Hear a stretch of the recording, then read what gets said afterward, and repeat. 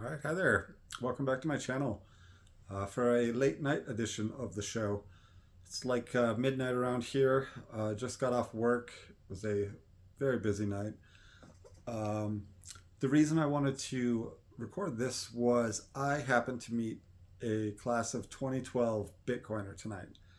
And it was completely by chance.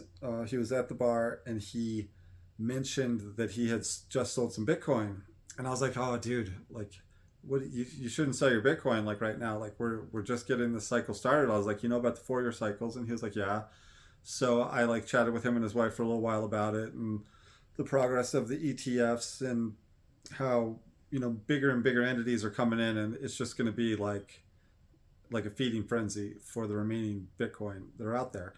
But so anyway, so they like wandered off, and I see him maybe like an hour later, and this time it was just a guy, and we got to talking about Bitcoin, and I knew he'd come back just to talk about Bitcoin, um, and he told me he's like, yeah, I've been in it since 2012. Like I knew these like friends that were trying to get me in, and I bought some scam miner from a mining company that never arrived. They went bankrupt, and he ended up just buying it and still had it, and he held it all these years. And I was like, dude, if you've been in since 2012, forget what I said earlier. Do not feel bad about shaving off a little bit because obviously you've been in for a while. So we talked a little bit more. He said he felt bad, he thought he might have sold too much, but he did tell me a fun story what he did with his Bitcoin that he sold, and he had his anniversary. I think he said it was his 25th or 30th, or it was a big number anniversary, and he took his wife to Venice, and they went on a gondola, and arranged musicians and like photographer, and he ended up buying this bracelet for his wife, and he was keeping it a secret. He said she was like a financial consultant, and she monitored all of his accounts, so he was trying to figure out how he could get this bracelet for his wife um, without her knowing by looking at the receipts.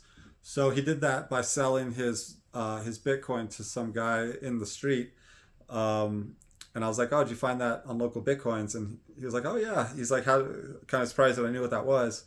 And he's like, "Yeah, that's not in operation anymore." And I was like, "Yeah, it's kind of a bummer where things are going." And he was kind of concerned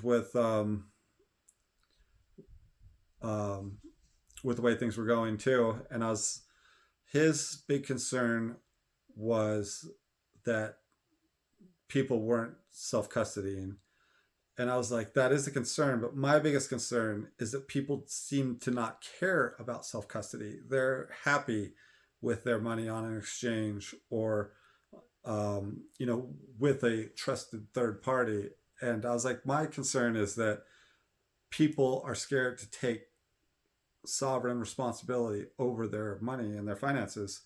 And Bitcoin's one of the few things you can really do that with. You can't hold a share of Apple stock in your hand, or if you can, it's very difficult. I mean, who's holding that Apple share? Your brokerage probably is in your name, but um, I once heard that you could actually get the physical stock shipped out to you, but the way things are with these electronic exchanges, I do not see how that would really be possible. But anyway, we're diverging from our point.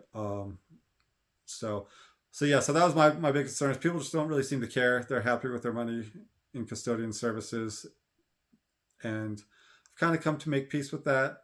And it's fine for most people as long as the few of us have the ability to hold our own private keys and protect our own sovereign wealth ourselves, so that it can't be seized. Exchanges can be seized.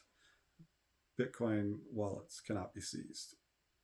Anyway, so it was great. Met this guy. He was nice. Hopefully, we'll run into him again, and I'd love to get him together. Maybe we have a chat. Get this into a more than just a one man show sometime. Also, like to bring on my buddy Dave. He's an airline pilot, also a very fierce Bitcoin maximalist. So I'd love to get him on here for a Bitcoin chat. It's always great when two Bitcoiners get together. So anyway, talk to you guys later. Bye.